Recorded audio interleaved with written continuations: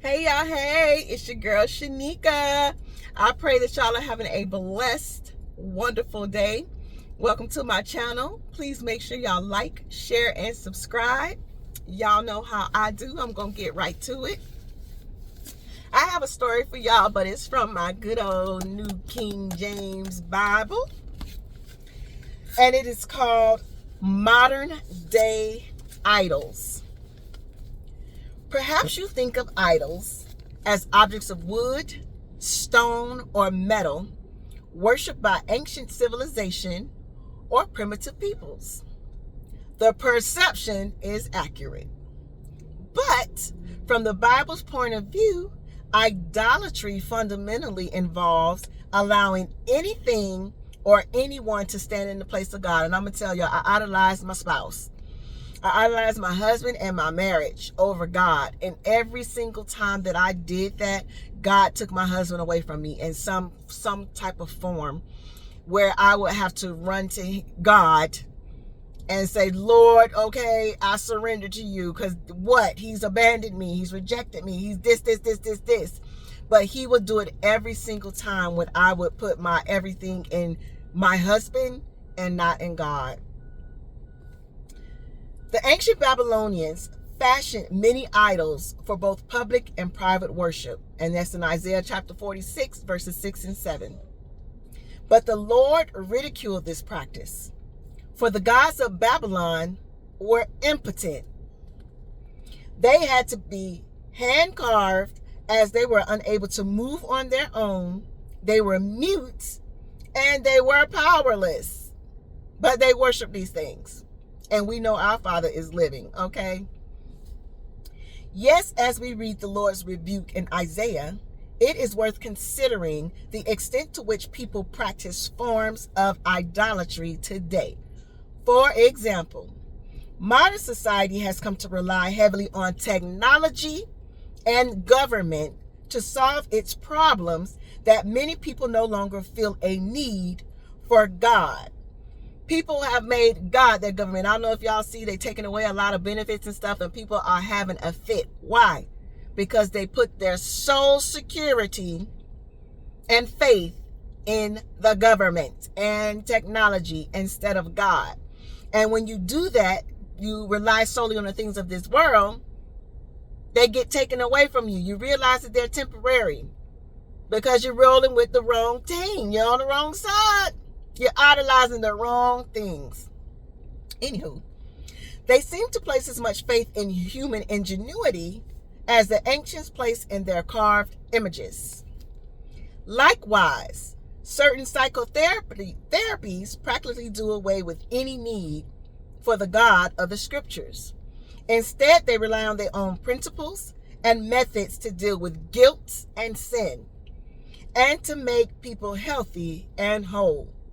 They hold out the promise that the people can become all that they were meant to be apart from God. And I can tell y'all, I was in and out of therapy for about 20 plus years, not consistently, but in and out. And I didn't get healed. I was taking all kind of meds. I saw all type of therapies. I got my brain shocked. I was doing all kind of things, and it didn't heal me. It wasn't until going on 2.5 years now of surrendering to God and God coming to get me, that's when my mental illness was healed, my depression, my anxiety. That's when I became healed. I surrendered everything to God. I turned all my problems, my feelings, my emotions. I started taking accountability, and I started taking the steps to change. I had to look in the mirror. That's what healed me. Turning my life to God, surrendering my life to God. Man could not help me get through what it is that I was going through. And those demons was tearing me up for 20-something years, and the therapist could not help it. Not now one of them mentioned anything about God or praying or anything. And I don't think they can in medicine. You can't talk about God in medicine. But I didn't know. Anywho, a third form of modern idolatry is actually a relic of ancient idolatry. Many people today dabble in occult practices using physical objects such as Ouija boards, tarot cards, and crystals to tell fortunes and receive supernatural messages. Likewise, horoscopes are as popular as ever, and those who promote them even boast in the fact that astrology, on which horoscopes are based, was heavily practiced in ancient Babylon. Y'all, in the beginning of my journey, I watched some people who initially started doing like reading scriptures, telling you how to read the Bible, and they was all about God. And then they slowly started bringing out cards that they say wasn't tarot. And then they started bringing out tarot cards. Like they started revealing who they really were. But they started out as pretending to be one of God's people. But I'm going to tell you something that happened with those people that pulled out them tarot cards. I know one of them lost a child. I know another one fell down some stairs and wrecked and effects and tore up their body. A lot of things, they would keep getting sick. Bad things were happening to these people that wasn't happening to them in the beginning when they were talking about God. And then the mask came off and they pulled out them tarot cards and started revealing that they was a part of mischief. That's when things started wrecking and affecting and happening in their life. So they got some serious consequences. But it was also a lesson for me, and I think God took me through that so I can see for myself how to recognize the wolves in sheep's clothing, because I can spot them out now. You come into my feed, I can see immediately that you on the other side. But I had to go through that lesson in order to see that ain't it. They're not of God. So y'all be very mindful of that. And crystals, y'all, I used to have so many crystals. I used to put them in my bra. Like, oh, Lord, heal me with these crystals. I used to walk around my house with incense and stuff because I was following behind with the wrong people. But the more I read our Father's word, as y'all, I just told y'all right now, because he does talk about tarot cards, fortune tellers, witchcraft. He talks about all of this in his word. All I had to do was keep reading. And I kept reading and I kept learning and I kept asking for clarification. And he brought those spiritual leaders in my life to teach me that ain't it. That's not of him. That's of mischief. The more I read, the more knowledge I attained, the more wisdom I got and was able to apply it. And I threw all my crystals away. I didn't care how much money I paid for them. I threw them all away.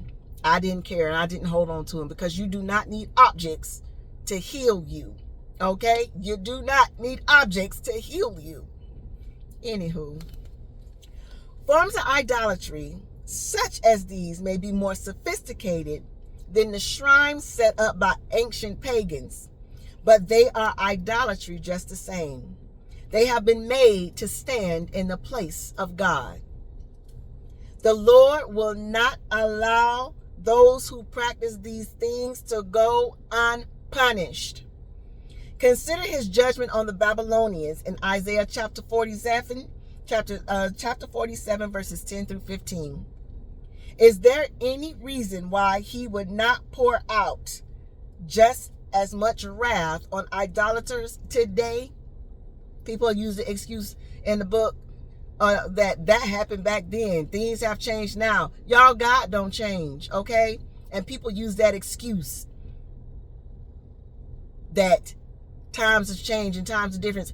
No, there's nothing new under the sun. If you read his word, you'll see the same thing that's going on in his Bible is going on today. We are the people in this Bible just 2,000 years later, and we're doing the same exact things. Okay? Read this word. He still hates idolatry. And that's in Deuteronomy chapter 7, verses 25 and 26. The first and second commandments are still there in Exodus chapter 20, verses 2 through 6. And the Lord is still who he declared himself to be to the ancients. I am God, and there is no other. I am God, and there is none like me. And that is in Isaiah chapter 46, verse 9. The same God that's in this Bible 2,000 plus years ago is the same Bible, the same God that is here today.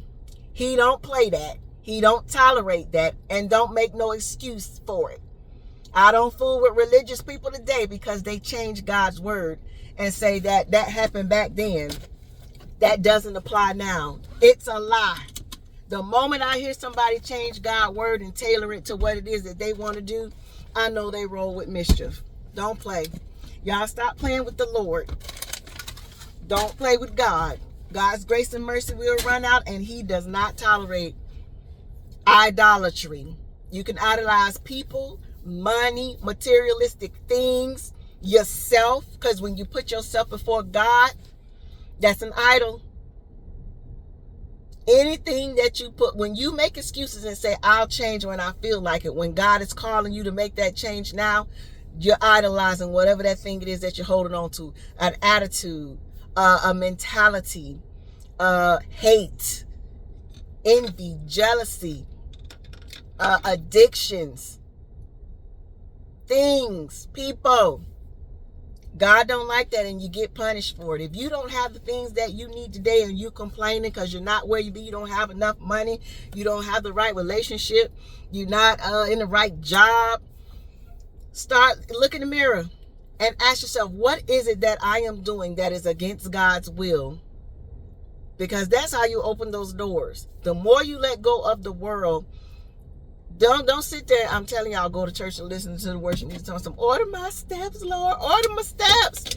And he tell you to move, and you say, oh, I ain't ready to do that. I ain't ready to break up with that person. We've been together for 5 years and living together. Are you married? Nope. Is your relationship good? Nah, we toxic. Your money funny. Oh, I can't never have money to pay my bills. This ain't right, that ain't right. How are you spending your money? Are you a materialistic person? Are you handling your business? God is not going to give you more if you are not stewarding what you currently have. And the reason why a majority of us don't have what we have is because we're idolizing things. We don't want to get rid of it. Okay? Go to our Father. Surrender those things to our Father and analyze yourself. What are you idolizing today? People, places, things. Release those things. God don't play. Stop playing with God. Okay? I thank y'all so much for tuning in.